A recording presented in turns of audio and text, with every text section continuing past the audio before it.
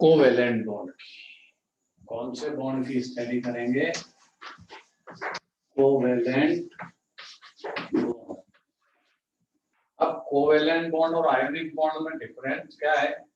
Ionic bond में एक atom दूसरे एटम को इलेक्ट्रॉन ट्रांसफर करता है, मतलब वो टोटली इलेक्ट्रॉन ट्रांसफर का कंसेप्ट है। जो एटम इलेक्ट्रॉन को ट्रांसफर करेगा, डोनेट करेगा, वो पॉजिटिव आयन में कन्वर्ट होगा। जो इलेक्ट्रॉन को गेन करता है वो नेगेटिव आयन में कन्वर्ट होता है। और पॉजिटिव नेगेटिव का जो अट्रैक्शन है बस वही बॉन्ड है, ठीक। और बॉन्ड को रिप्रेजेंट हम करते हैं लाइन से, single bond single line, double bond double line, इस तरह बॉन्ड का पैटर्न है। आज हम स्टडी करेंगे कोवेलेंट बॉन्ड। समरी या पिछले टर्न पर जब हमने आपको इसकी बॉन्ड की समरी नोट करवाई थी तब ये समझाया था कोवेलेंट बॉन्ड दो टाइप का होता है। एक होता है नॉन पोलर कोवेलेंट बॉन्ड, दूसरा होता है पोलर कोवेलेंट बॉन्ड। दोनों को समझेंगे, फिर इनकी प्रॉपर्टी की स्टडी करेंगे जो आयोनिक कंपाउंड से टोटली डिफरेंट है। चलिए, कोवेलेंट बॉन्ड सबसे पहले हम स्मॉलेस्ट एलिमेंट एटम की बात करते हैं। कोवेलेंट बॉन्ड होता है पार्टनरशिप का बॉन्ड, मतलब इसमें कॉम्बिनेशन करने वाले एटम आपस में इलेक्ट्रॉन की पार्टनरशिप करते हैं, शेयरिंग ऑफ इलेक्ट्रॉन। सीधा सा कंसेप्ट है। एटम अनस्टेबल होता है और वो अपनी स्टेबिलिटी के लिए कुछ भी कर सकता है, मीन्स सब कुछ कर सकता है। तो यहाँ इलेक्ट्रॉन की वो शेयरिंग करेगा।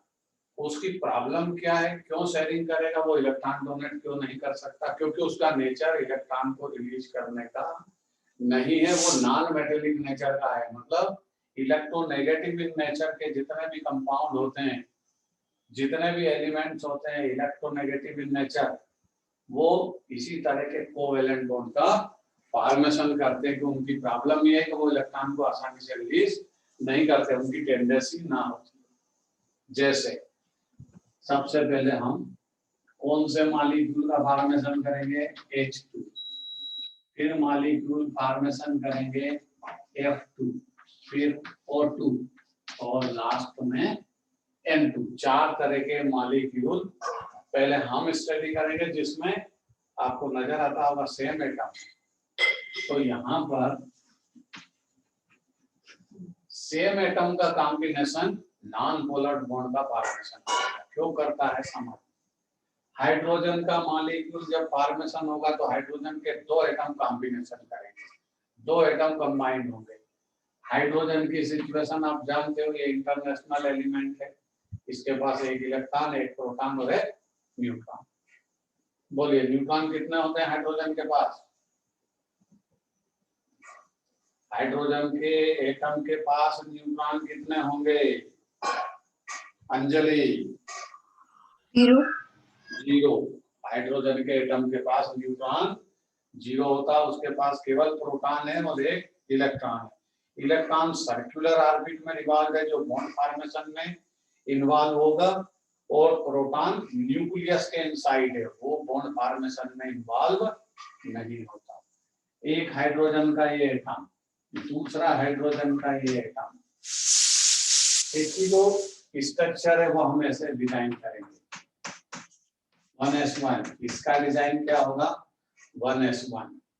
एस सब सेल का नाम है। अब ये दोनों आपस में कंबाइंड होंगे और किसका फॉर्मेशन कर लेंगे? H2 मॉलिक्यूल का। बोलना इतना आसान है कि हाइड्रोजन के एटम कंबाइंड हुए मॉलिक्यूल का फॉर्मेशन हो गया। जब मॉलिक्यूल का फॉर्मेशन होता है तो बहुत सारी सिचुएशन को हैंडल करना पड़ता है एटम को। जैसे हाइड्रोजन, ये डायग्राम, ये हाइड्रोजन एटम का न्यूक्लियस, इसके इनसाइड केवल प्रोटॉन, इसके आउटर में ये एक इलेक्ट्रॉन। ये अनस्टेबल है क्योंकि फर्स्ट ऑर्बिट में मैक्सिमम इलेक्ट्रॉन कितने चाहिए? फर्स्ट ऑर्बिट का ऑक्टेट कंप्लीट केवल 2 इलेक्ट्रॉन से होता है, तो इसकी रिक्वायरमेंट 1 इलेक्ट्रॉन। अब ये दूसरे एटम से रिएक्ट होगा। ये हाइड्रोजन का न्यूक्लियस और दोनों की रिक्वायरमेंट एक एक इलेक्ट्रॉन है। अब आप बोलोगे सर ये इसको डोनेट कर देगा तो प्रॉब्लम सॉल्व हो जाएगी।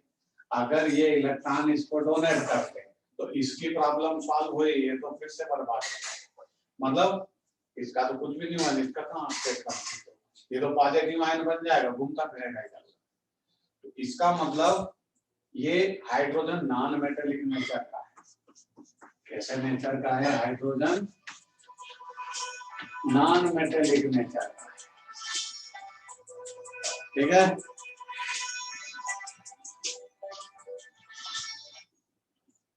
हेलो हेलो,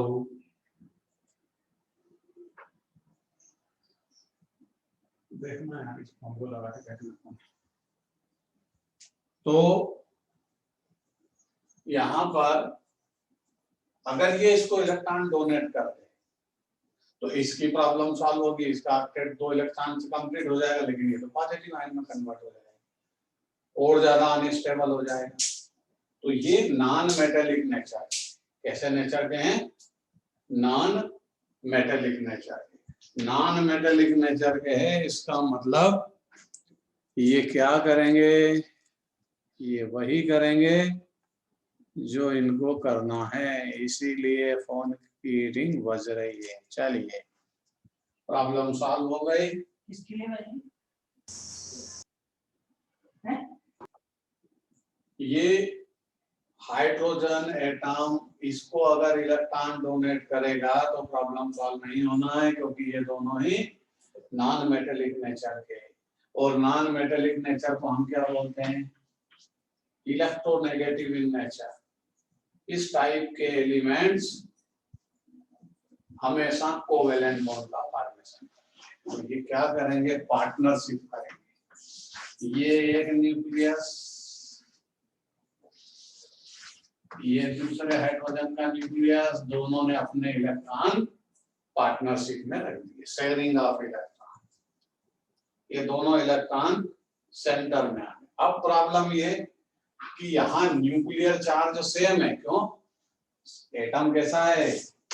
अरे एटम सेम है तो न्यूक्लियर चार्ज भी तो सेम होगा, इधर भी एक प्रोटॉन, इधर भी एक प्रोटॉन। तो ये जो इलेक्ट्रॉन का पेयर है जो बॉन्ड फॉर्मेशन किया है, ये दोनों एटम के सेंटर में होगा। सेंटर में होगा, इसका मतलब ना तो उधर जा सकता ना इधर जा सकता। इस टाइप के कोवेलेंट बॉन्ड को हम बोलते हैं नॉन पोलर कोवेलेंट बॉन्ड। क्या बोलते हैं इस टाइप के बॉन्ड को? Non polar covalent bond. अब यहाँ रूल रेगुलेशन शुरू होते हैं। जब कोई एटम आपस में कॉम्बिनेशन करे और उनके बीच में एक बॉन्ड पेयर, मतलब एक इलेक्ट्रॉन इसने डोनेट किया, एक इसने पार्टनरशिप में डोनेट किया, एक बॉन्ड पेयर है, तो इनके बीच में लाइन क्या होगी? Single bond. Hydrogen hydrogen atom के बीच में सिंगल बॉन्ड होगी, पूरा टोटल मॉलिक्यूल। इस तरह ये हाइड्रोजन का मॉलिक्यूल है। पहले इसकी स्टोरी लिखेंगे, फिर हम फ्लोरीन की बात करेंगे, फिर ऑक्सीजन की बात करेंगे, फिर नाइट्रोजन की बात करेंगे। तो डिक्टेट राइटिंग पर कर लीजिए और हाइड्रोजन मॉलिक्यूल का डायग्राम बना लीजिए। सिंपल सा थिंक है, लिखिए। Covalent bond, covalent bond are classified into two types. Covalent bond are classified into two types. Number one, non-polar covalent bond. Non-polar covalent bond.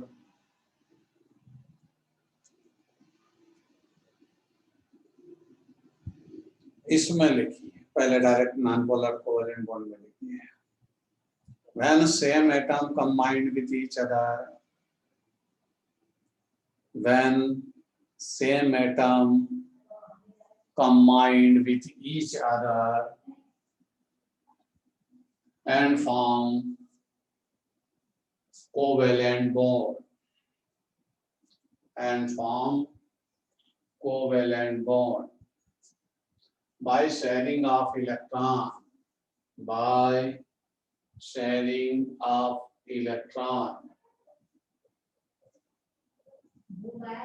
This type of chemical bond, this type of chemical bond known as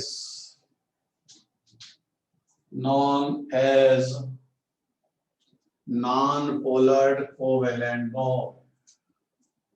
Non-polar covalent bond. Non-polar covalent bond.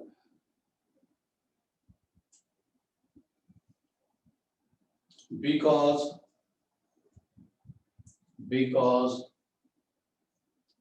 the electron of bond pair, because the electron of bond pair is present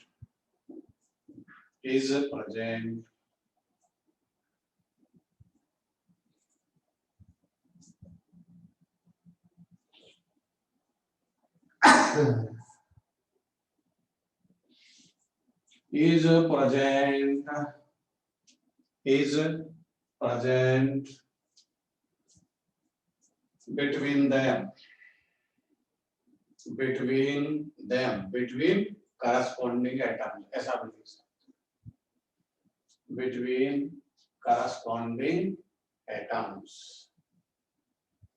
hydrogen का diagram बना लीजिए, definition मैंने आपको लिखवा दी.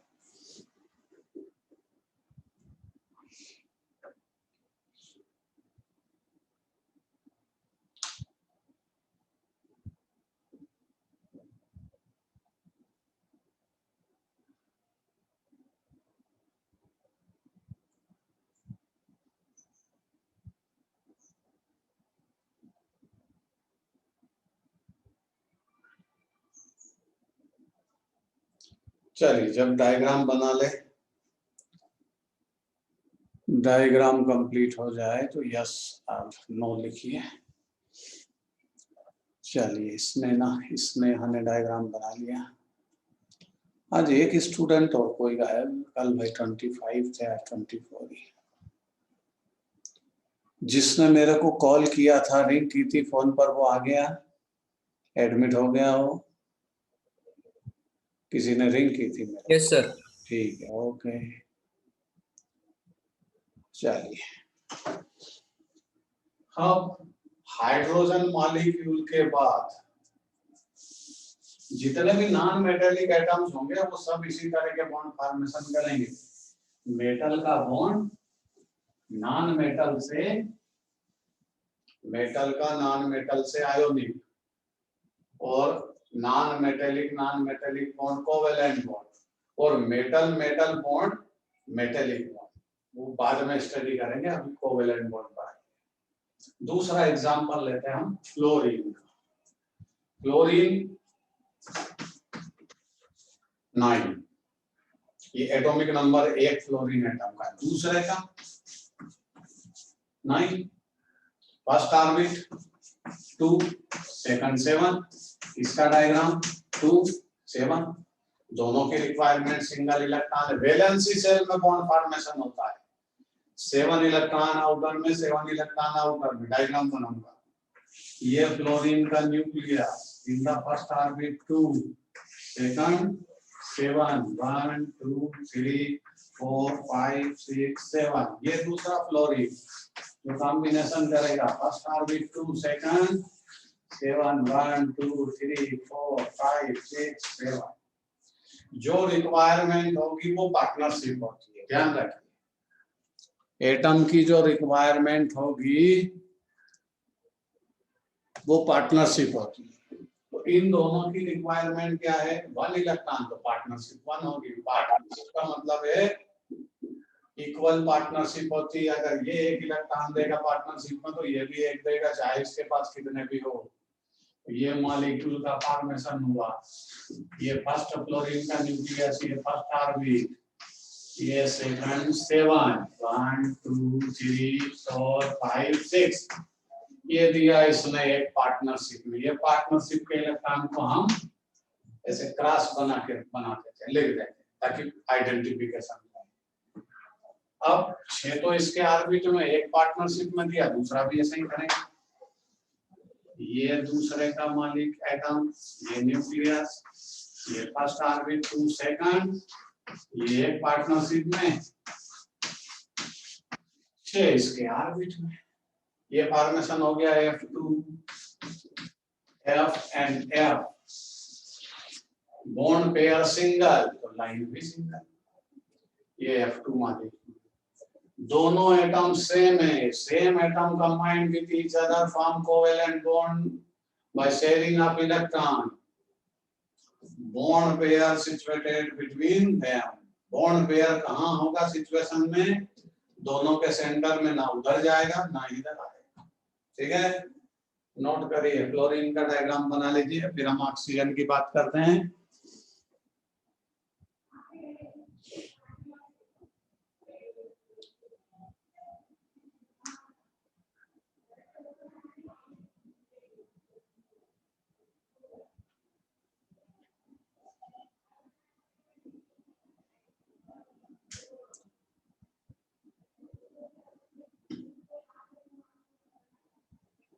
चलिए note कर ले 2 minute में, फिर ऑक्सीजन और नाइट्रोजन का बोर्ड पर डायग्राम एक साथ लेंगे।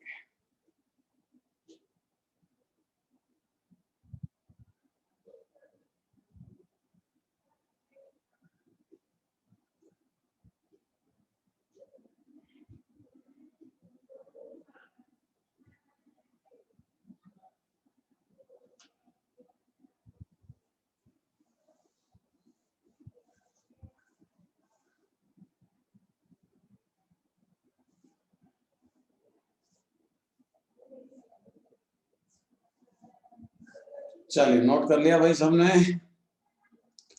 आफरीन, ये गायब थी।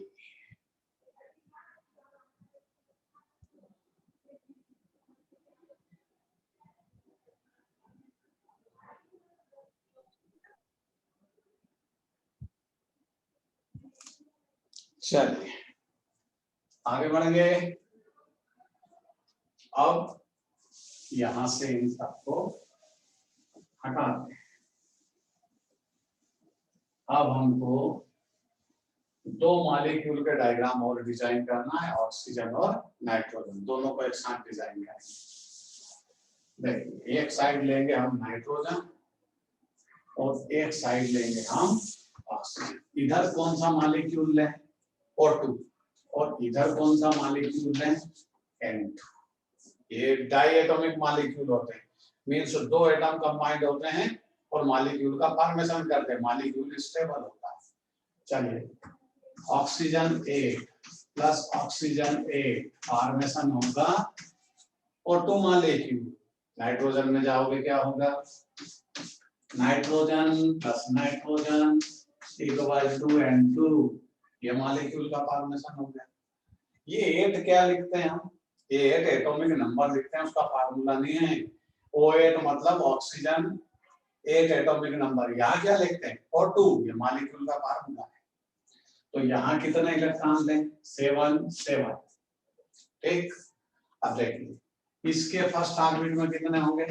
2 6 फर्स्ट एटम के। तो सेकंड की भी तो ज्योमेट्री सेम है, क्योंकि हम स्टडी क्या कर रहे हैं? सेम एटम के मॉलिक्यूल की स्टडी कर रहा है। उधर जाओगे 2 5, इसका 2 5, ये ज्योमेट्री है। दोनों के डायग्राम बनाते हैं। ये ऑक्सीजन है, फर्स्ट ऑर्बिट 2 सेकंड 6 1 2 3 4 5 6, ये सेकंड ऑक्सीजन, ये इसका न्यूक्लियस, ये फर्स्ट ऑर्बिट। सेकंड में कितना हो गया? 1 2 3 4 5 6। चलिए अब दोनों कॉम्बिनेशन करेंगे। तो कॉम्बिनेशन करेंगे तो पहले रिक्वायरमेंट तो पता हो। तो ऑक्सीजन की रिक्वायरमेंट ऑक्टेट कंप्लीट करने के लिए 2 इलेक्ट्रॉन से वैलेंसी शेल सेकंड ऑर्बिट है, तो यहाँ ऑक्टेट 8 इलेक्ट्रॉन से कंप्लीट होगा। चलिए क्या डायग्राम बनेगा, यहाँ बना लेते हैं ऐसे। ये एटम है दोनों, ये मालिक, ये न्यूक्लियस, ये फर्स्ट ऑर्बिट 2 इलेक्ट्रॉन, ये सेकंड, ये न्यूक्लियस, ये फर्स्ट ऑर्बिट 2 इलेक्ट्रॉन, ये सेकंड, जो कॉम्बिनेशन करेगा।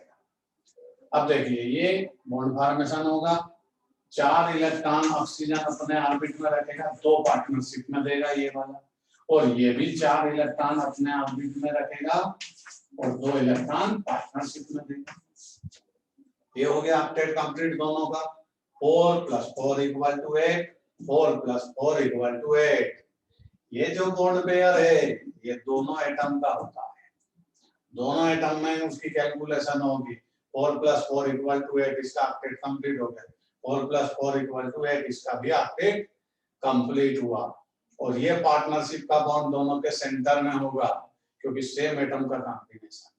बट यहाँ बॉन्ड पेयर कितने हैं, 2, इसलिए ऑक्सीजन के मॉलिक्यूल का डायग्राम क्या होता है, ऐसे।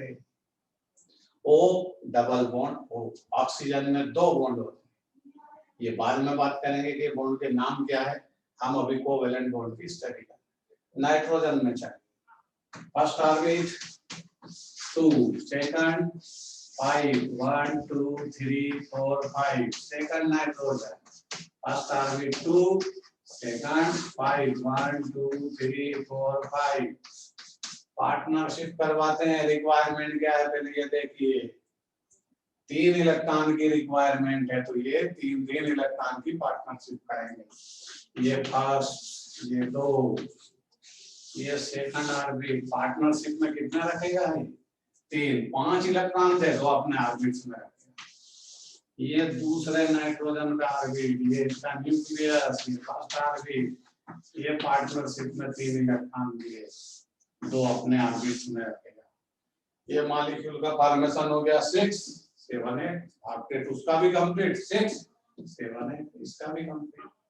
बट ये बॉन्ड पेयर 3 बॉन्ड पेयर है, तो नाइट्रोजन का मॉलिक्यूल ऐसे होगा, इसमें ट्रिपल बॉन्ड होता है,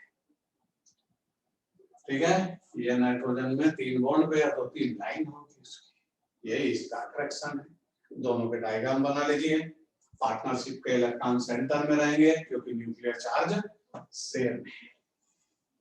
नोट करिए क्या प्रॉब्लम है भाई, कुछ प्रॉब्लम्स है किसी को, क्या प्रॉब्लम है सर, आपकी आवाज कट रही है, ऐसा हो, चलिए थोड़ा नेट की प्रॉब्लम होगी इसलिए। और वैसे भी आफरीन आप तो देर से आई है, कट कट के ही आवाज सुनाई देगी। जो बच्चे बाद में आते हैं क्लास में, देरी से आते हैं, उनको तो कट कट के ही सुना रही है, वो तो ऊपर वाला आप पे मेहरबान है इसलिए सुना भी रही है। हमारी क्लास में तो 20-25 मिनट बाद जो बच्चा आता है उसको यही समझ में नहीं आता क्लास कौन सी चल रही। आ जाएगी आफरीन, आवाज सही आ जाएगी, चिंता मत करिए। नेट की कोई प्रॉब्लम होगी इस कारण, ठीक है। और वैसे भी हम वीडियो अपलोड कर देते हैं इवनिंग शिफ्ट में, जहाँ पे जिस बच्चे को कोई प्रॉब्लम होती है कि हमने इतना वीडियो में कुछ प्रॉब्लम आई है, हमें समझ में ना आया, तो इवनिंग शिफ्ट में उसको देख सकते हो। और उसको सब्सक्राइब करके रखिए ताकि जितने भी 11th के वीडियो डले अपलोड हो वो आपके पास पहुंच जाए।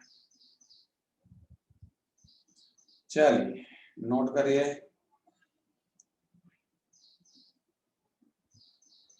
मथुरा ने लिख मधुरा। मधुरा आपने सब्जेक्ट कौन सा लिया है? बायो। सब बायो के स्टूडेंट बहुत है, क्या बात है। मैथ्स के तो 2-3 नाम सुने मैंने, चलिए अच्छी बात है। चलिए स्नेहा ने नोट किया, चलिए और कौन बचा?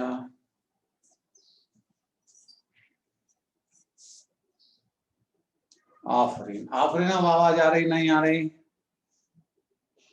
आ रही है सर अभी। ठीक है, आई नेट की कोई प्रॉब्लम रहती है इसलिए, और वैसे भी आज आप देर से आई थी इसलिए आवाज कम आ रही, आधी आवाज आएगी ना।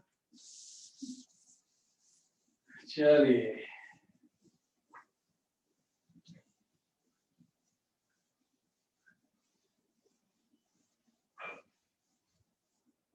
नेक्स्ट, ये नॉन पोलर कोवेलेंट बॉन्ड है। Same atom combined with each other form non polar covalent bond. Non polar, polar का मतलब होता, पोलर वर्ड आया पोल से। पोल मतलब two pole, positive pole, negative pole. Molecule के अंदर एक पोल होता पॉजिटिव, दूसरा पोल होता नेगेटिव। ऐसे कंपाउंड को हम बोलते हैं पोलर कंपाउंड, पोलर नेचर होता है उसका। देखते हैं हम, हाइड्रोजन को रिएक्ट करें हम फ्लोरीन से, तो किस मॉलिक्यूल का फॉर्मेशन होगा? HF, hydrogen fluoride. ठीक है, तो पहले इसकी स्टडी करें और फिर बहुत सारे एग्जांपल हैं। हाइड्रोजन और फ्लोरीन हम कौन से polar covalent bond, polar covalent bond की स्टडी कर रहे हैं। जिन कंपाउंड के अंदर ये बॉन्ड होगा वो पोलर कंपाउंड के नाम से फेमस है। एग्जांपल है HF, हाइड्रोजन और फ्लोरीन डिफरेंट एटम है, इनकी रिक्वायरमेंट डिफरेंट है। ये आपस में जब कॉम्बिनेशन करेंगे तो देखते हैं क्या होता है। हाइड्रोजन के पास इलेक्ट्रॉन कितना? एक, वो तो इंटरनेशनल है। फ्लोरीन के पास 9, दोनों के डायग्राम बनाते हैं।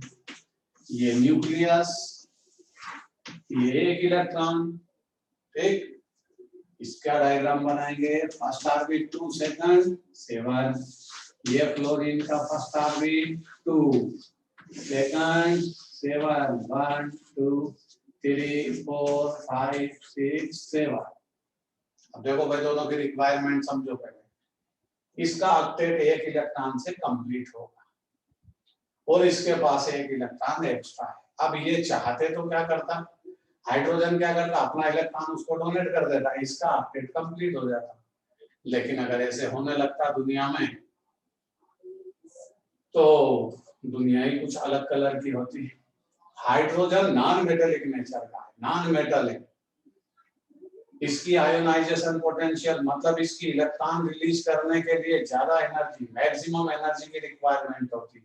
ये आसानी से इसको इलेक्ट्रॉन नहीं देगा। चलिए मान लिया आपने इसको इतनी सारी एनर्जी सप्लाई कर दी कि ये उधर चला गया, फिर हाइड्रोजन आपसे बदला लेगा। ये तो पॉजिटिव हो गया ना, ये घूमता फिरेगा इधर उधर, जहां भी आप इसको मिलोगे ये आपको परेशान करेगा। तो समस्या क्या है कि हाइड्रोजन अपना इलेक्ट्रॉन डोनेट नहीं करेगा। फ्लोरीन भी नॉन मेटेलिक नेचर की, वो तो चाहती है इलेक्ट्रॉन को गेन करना, वो तो ऑलरेडी पैदाइशी इलेक्ट्रोनेगेटिव नेचर की। बट हाइड्रोजन भी उसी नेचर का है, इसलिए इनमें कोवेलेंट बॉन्ड का ही फॉर्मेशन होगा। अब देखते हैं क्या होता है। यह हाइड्रोजन, इसके पास तो एक ही इलेक्ट्रॉन था, हाइड्रोजन के पास तो एक ही इलेक्ट्रॉन है, ये पार्टनरशिप में देगा, ये दे दिया। अब देखो यहाँ हाइड्रोजन का जो इलेक्ट्रॉन है उसको अलग डिजाइन से बनाएंगे ताकि हमको समझ में आ जाए कौन कहाँ गया। मैंने हाइड्रोजन के इलेक्ट्रॉन को कैसा बना दिया, क्रॉस।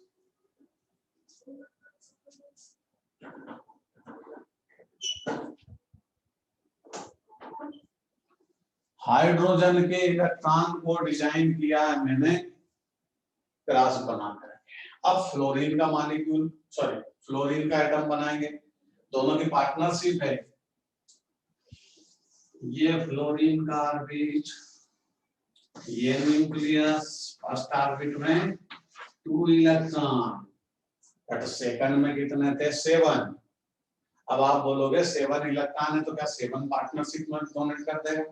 नहीं, पार्टनरशिप इक्वल इलेक्ट्रॉन की होगी। हाइड्रोजन ने एक इलेक्ट्रॉन दिया मतलब फ्लोरीन भी एक देगा। ये दे दिया, ये फ्लोरीन का इलेक्ट्रॉन 1 2 3 4 5 6। फ्लोरीन ने 6 इलेक्ट्रॉन अपने वैलेंसी सेल में रखे और एक इलेक्ट्रॉन पार्टनरशिप में दे दिया। हो गया कॉम्बिनेशन। अब यहां पर प्रॉब्लम क्रिएट होगी। बताओ हाइड्रोजन के पास कितने प्रोटॉन?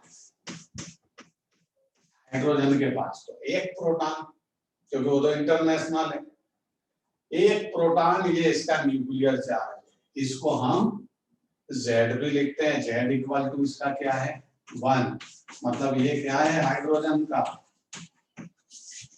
ये इसकी न्यूक्लियस की ताकत है, स्ट्रेंथ है, न्यूक्लियर चार्ज है।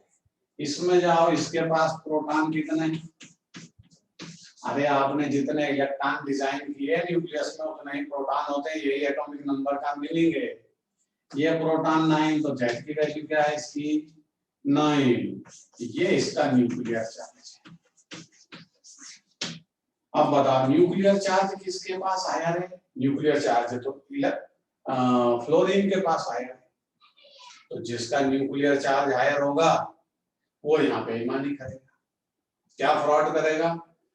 फ्लोरीन ने हाइड्रोजन को क्या बोला था, हम पार्टनरशिप करते हैं।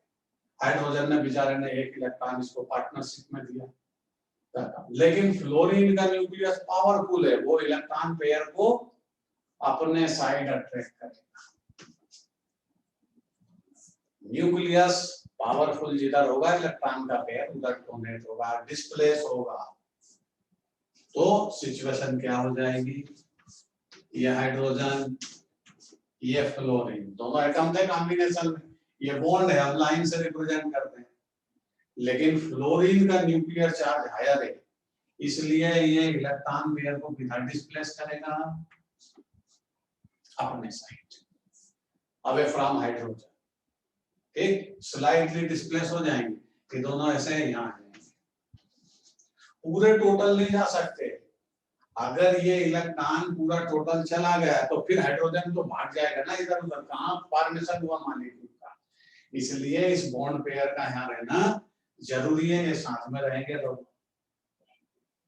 अगर बोलो कि फ्लोरीन तो लेके भाग गए, भाग जाना था, फ्लोरीन लेके भाग जाएगा तो क्या होगा, हाइड्रोजन तो बर्बाद हो जाएगा ना। इसलिए यहाँ डिस्प्लेसमेंट होता, स्लाइटली डिस्प्लेसमेंट, बहुत ज्यादा ऐसा टोटली उधर नहीं जाता। तो ये जो बॉन्ड पेयर के इलेक्ट्रॉन है स्लाइटली डिस्प्लेस होते हैं towards fluorine atom from hydrogen atom. तो बताओ जिसके साइड इलेक्ट्रॉन जाते हैं स्लाइटली, वो कौन से आयन में कन्वर्ट होगा?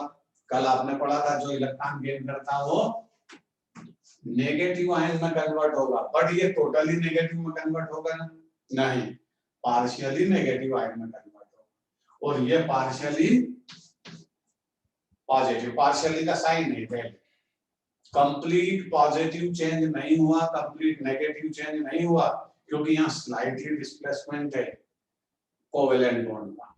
और ये कब होता है, when different atoms combine with each other form covalent bond by sharing of electron।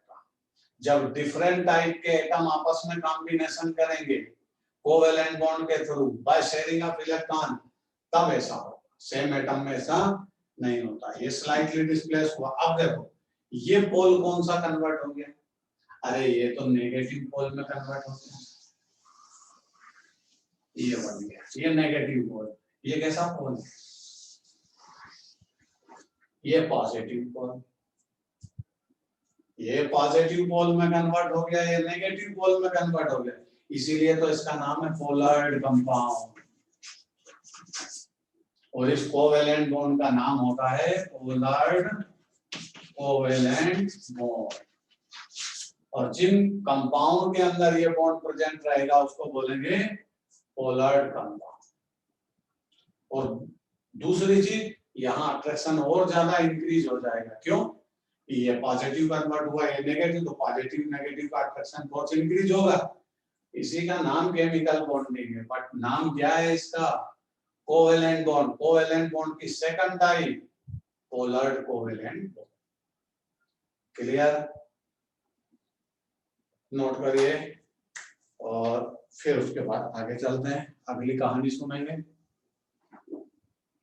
लिखिए second type non Pollard covalent bond. Non Pollard covalent bond लिखिए, when different atoms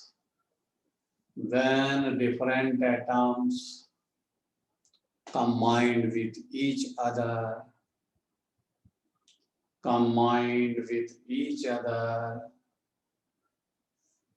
form a covalent bond by sharing of electrons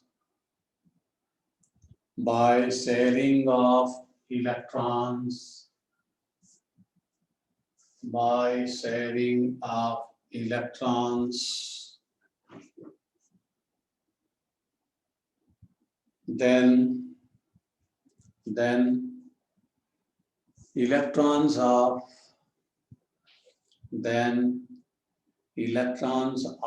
bond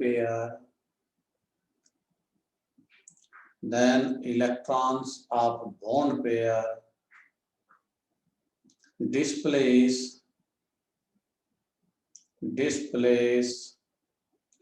towards element of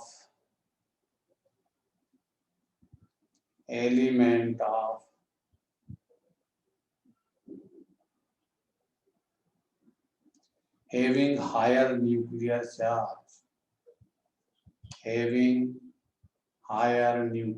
charge.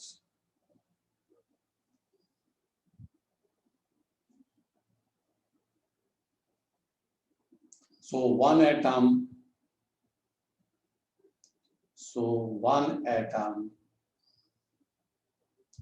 gets slightly positive,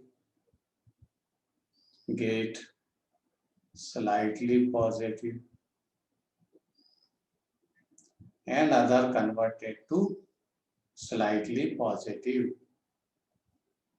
एक atom उसमें slightly negative convert होगा और दूसरा atom slightly positive.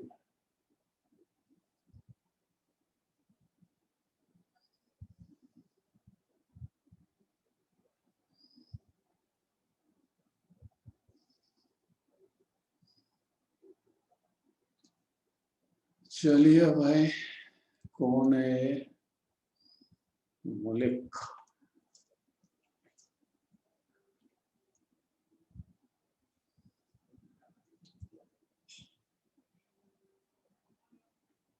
This type of covalent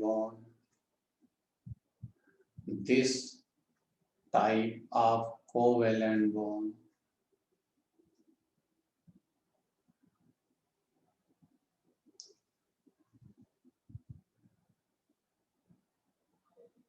एक minute पहले ये complete करें. This type of covalent bond called polar covalent bond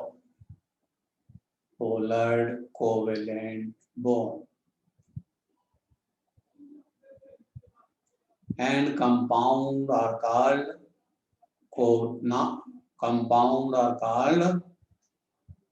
polar compound polar compound के नाम से फेमस है. चलिए, विनया को क्या है? Vinaya Rajput.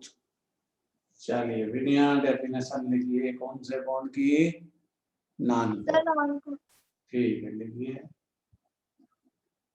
When same atom combined with each other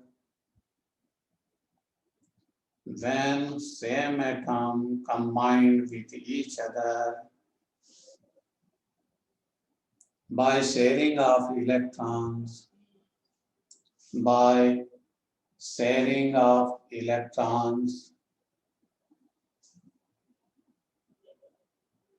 and form. Excuse me sir. हाँ बोलिए. सर वो आपने अभी व्हेन डिफरेंट एटम्स बोला, वो नॉन पोलर कोवेलेंट बॉन्ड की डेफिनेशन है या पोलर कोवेलेंट बॉन्ड की? ये बाद वाली तो पोलर की है. सॉरी सर, वो चाहिए डेफिनेशन मुझे. बाद वाली चाहिए पहले वाली? सर बाद वाली व्हेन डिफरेंट एटम्स, वहां से. हाँ, तो मैं फिर से रिपीट कर देता हूँ. When different atoms combined with each other form covalent bond by sharing of electron. Then electron of bond pair slightly displaced towards atoms of higher nuclear charge, and one atom gets slightly negative, other atom gets slightly positive. बस इतनी definition note कर Thank you, sir. Okay, चलिए board पर से diagram note कर लीजिए, फिर इनकी प्रॉपर्टी की स्टडी करते हैं।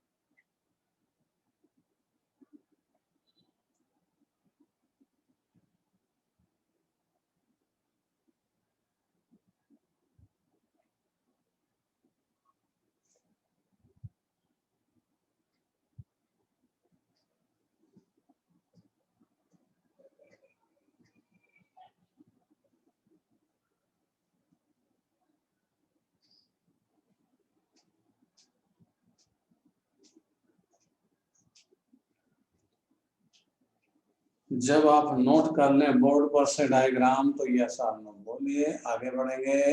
इसने हमें नोट किया, इसने फेयर कॉपी में नोट करती है या स्क्रीनशॉट लेती है, ये बता रहे सर नोटबुक में। हाँ ठीक है, फेयर नोटबुक अपनी होना चाहिए जिसमें बोर्ड पर जितनी चीजें हम जो नोट करने का बोलते हैं वो अपने हाथ से लिखना है, स्क्रीनशॉट मत लेना क्योंकि वो बाद में अपने को आलसी आती है लिखने में। मकनूरा ने नोट किया, और बोलिए भाई एक तो कोई प्रॉब्लम में है, नेट की प्रॉब्लम है, उसको आया था वापस चला गया घूम घाम करके। आफरीन ने कंप्लीट किया। नेट की प्रॉब्लम पावरफुल रखी है कोई, नेट के कारण सारी प्रॉब्लम है बस। वैदिका ने कंप्लीट किया। वैदिका आपने क्लास कब ज्वाइन की, आज ही की है कल? कल से की है, ठीक है। समझ में आ रही है केमिस्ट्री? हाँ आ रही है। बस बहुत है बेटा, इतना समझ में आ जाए बहुत, धीरे धीरे सब समझ में आएगा, पुराना अभी बाद में फिर रिपीट करेंगे। अभी जहां से क्लास ज्वाइन की है वहीं से समझने की कोशिश करिए। चलिए यस सर डन। सिद्धांत चलिए भाई, अब प्रॉपर्टी की बात करें।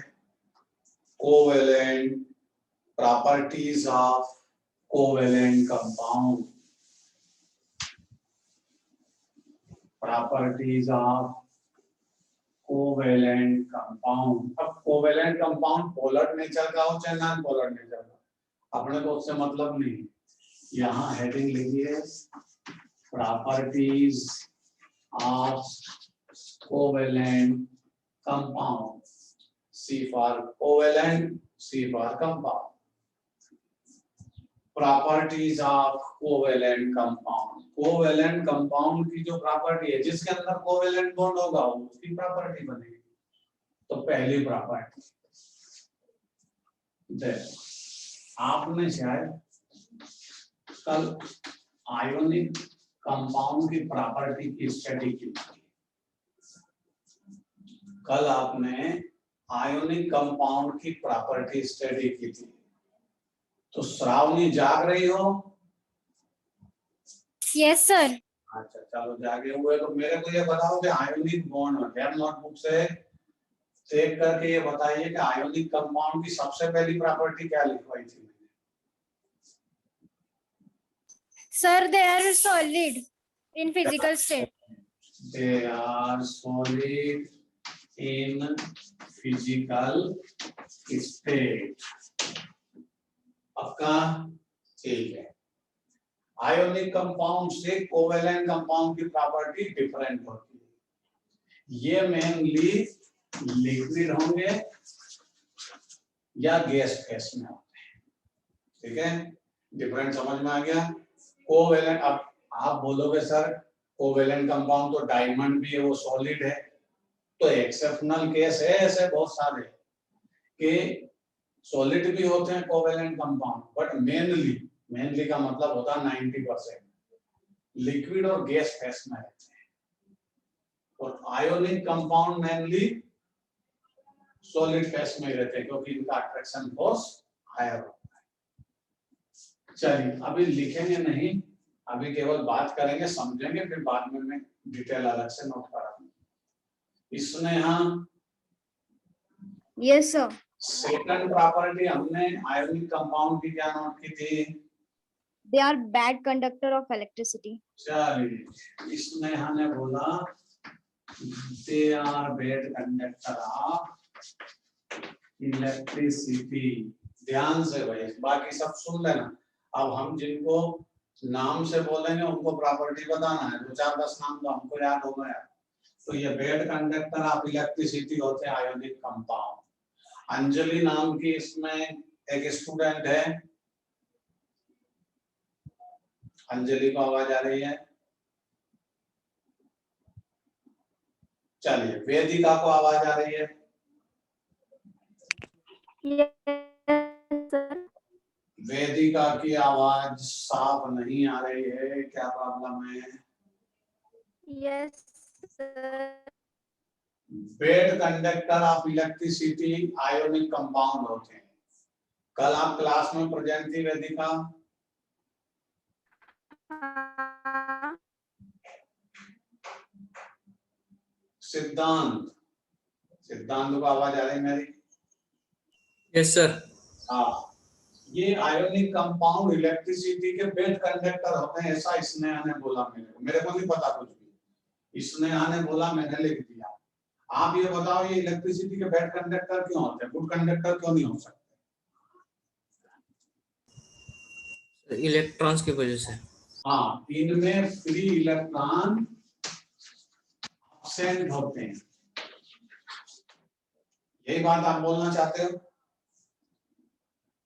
इनके अंदर फ्री इलेक्ट्रॉन एब्सेंट होते हैं। फ्री इलेक्ट्रॉन का मतलब वैलेंसी सेल में प्रेजेंट इलेक्ट्रॉन, ठीक है। एक इसमें मधुरा नाम की एक गर्ल्स है, आवाज आ रही है उसको? Yes, sir. तो ये बताओ फ्री इलेक्ट्रॉन गए कहाँ इनके? भाई इसने बोला आयोनिक कंपाउंड इलेक्ट्रिसिटी के बैड कंडक्टर होते हैं, ऐसा है बोला। फिर सिद्धांत ने बोला कि उनमें फ्री इलेक्ट्रॉन एब्सेंट होते हैं, इसलिए वो इलेक्ट्रिसिटी के बैड कंडक्टर होते हैं। तो हम ये जानना चाहते हैं कि इनके वैलेंसी सेल के इलेक्ट्रॉन गए कहाँ? बोलिए। Sir, molten state में dissolve the molten state are dissolved the state they become in ionized and gets conduct. अभी इतना आगे नहीं जाना। मोल्टन स्टेट में क्या होगा वो बात का मैटर है। हमारा जो क्वेश्चन है वो ये है कि बैड कंडक्टर है इलेक्ट्रिसिटी के, तो सिद्धांत ने बोला कि उनमें फ्री इलेक्ट्रॉन एब्सेंट है। हम ये पूछ रहे हैं कि इलेक्ट्रॉन गए कहाँ? फ्री इलेक्ट्रॉन एब्सेंट है मतलब थे तो सही पहले, बिफोर फॉर्मेशन ऑफ मॉलिक्यूल, बाद में ये इलेक्ट्रॉन कहाँ गायब हो गए? हमारा क्वेश्चन केवल इतना सा है। मोल्टन स्टेट में ये इलेक्ट्रिसिटी के गुड कंडक्टर है, हमें पता है। आप केवल ये जवाब दीजिए कि इनके इलेक्ट्रॉन कहाँ भाग गए, बोलिए। ना आएगा तो मैं समझाऊंगा आपको, ना आता है तो मैं दूसरे का नाम लेकर के। अंजलि आ चुकी है वापस। अंजलि को आवाज आ रही है? नहीं। विपुल को आवाज आ रही है?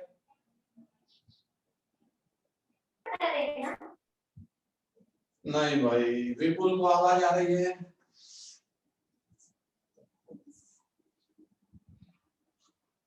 नहीं, विपुल का स्पीकर ऑन नहीं है। चलिए कोई बात नहीं, हम ही बता देते हैं। देखिए ये इलेक्ट्रिसिटी के बैड कंडक्टर होते हैं क्योंकि इनमें फ्री इलेक्ट्रॉन एब्सेंट होते हैं। इनके फ्री इलेक्ट्रॉन बॉन्ड फॉर्मेशन में इन्वॉल्व हो चुके हैं। कौन से बॉन्ड में? आयोनिक बॉन्ड में इन्वॉल्व है, इसलिए इनके वैलेंसी सेल में फ्री इलेक्ट्रॉन नहीं होते, इसलिए इलेक्ट्रिसिटी के बेड कंडक्टर। चलिए आगे बढ़ते हैं। अब यहां पर आते हैं इसकी सेकंड प्रॉपर्टी, कोवेलेंट बॉन्ड या कोवेलेंट कंपाउंड, ये भी इलेक्ट्रिसिटी के बेड कंडक्टर होते हैं, बट इनमें भी एक्सेप्शनल केस है, जैसे ग्रेफाइट, ये इलेक्ट्रिसिटी का गुड कंडक्टर है। और इन्हीं कोवेलेंट कंपाउंड के अंदर एक स्पेशल प्रॉपर्टी होती है सेमी कंडक्टर की, कि इनमें टेम्परेचर इंक्रीज करो ये इलेक्ट्रिसिटी के गुड कंडक्टर हो जाते हैं। तो इसमें यहाँ एक कोई फिक्स प्रॉपर्टी हम डिसाइड नहीं कर सकते कि ये सभी बेड कंडक्टर है या ये सभी गुड कंडक्टर है, दोनों टाइप के कंपाउंड इसमें आपको मिल जाएंगे। चलिए थर्ड प्रॉपर्टी, इसकी third property, they are called electrolyte. जैसा अभी उस गर्ल्स ने बोला था, मैं नाम भूल गया, अंजलि थी, मथुरा थी, कौन थी, उसने बोला था मधुरा ने कि ये मोल्टन स्टेट में इलेक्ट्रिसिटी के गुड कंडक्टर होते हैं क्योंकि आयंस में कन्वर्ट हो जाते हैं, इसीलिए इनको हम बोलते हैं इलेक्ट्रोलाइट। इसके बाद जब हम प्रॉपर्टी खत्म करेंगे तो इसी हेडिंग की स्टडी करेंगे आज। तो ये आयोनिक कंपाउंड इलेक्ट्रोलाइट की तरह बिहेव करते हैं। ये तो इलेक्ट्रिसिटी के बेड कंडक्टर है, कुछ गुड कंडक्टर है, तो अब ये इनकी अपनी प्रॉपर्टी। 4 नंबर की प्रॉपर्टी में आपने लिखा था boiling point and melting point, कैसे होते हैं इनके। आयोनिक कंपाउंड के melting point boiling point higher होते हैं, इनके melting point boiling point lower होते हैं, आयोनिक कंपाउंड से कम होते हैं।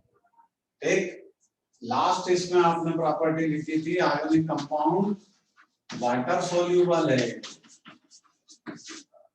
आयोनिक कंपाउंड वाटर सोल्यूबल होते हैं और इनसोल्यूबल किस में रहेंगे, ऑर्गेनिक कंपाउंड में वो इनसोल्यूबल रहेंगे, like benzene, toluene, ether, alcohol, इनमें ये इनसोल्यूबल, जबकि इसकी प्रॉपर्टी कुछ अलग है, ये वाटर में इनसोल्यूबल है, अपोजिट प्रॉपर्टी है, insoluble in water but soluble in organic compound. ठीक है, चलिए नोट करिए, नोट करिए भाई, प्रॉपर्टीज ऑफ कोवेलेंट कंपाउंड। अब यहाँ सिस्टमेटिक लिख लीजिए, मैंने तो कंपैरिजन आपको बता दिया जो आपने बोला। लिखिए कोवेलेंट कंपाउंड की property first, they are mainly liquid and gaseous in physical state, ये पहली property. They are mainly liquid और gaseous in physical state. Second property,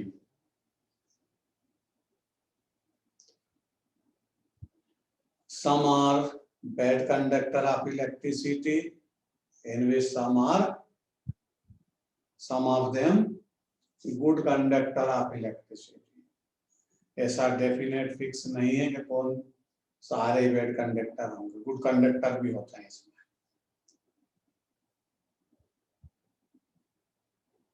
Some of them good conductor of electricity and some of them bad conductor of electricity. अगली property, they have low melting and boiling point. Covalent compound lower melting point और boiling point रखते हैं।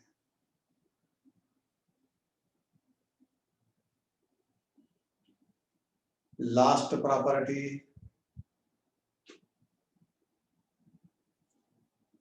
these are water insoluble, covalent compound water insoluble होंगे and soluble in organic compound. Covalent compound की दोस्ती organic compound से होती है, क्योंकि ऑर्गेनिक कंपाउंड भी कोवेलेंट नेचर का होता है। ऑर्गेनिक कंपाउंड मीन जिसके अंदर कार्बन हो।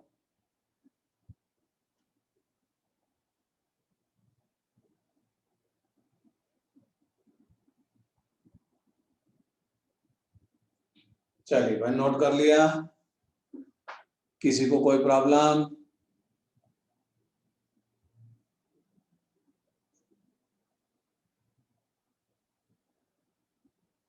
अगली क्लास कितनी बजे होती है आपकी?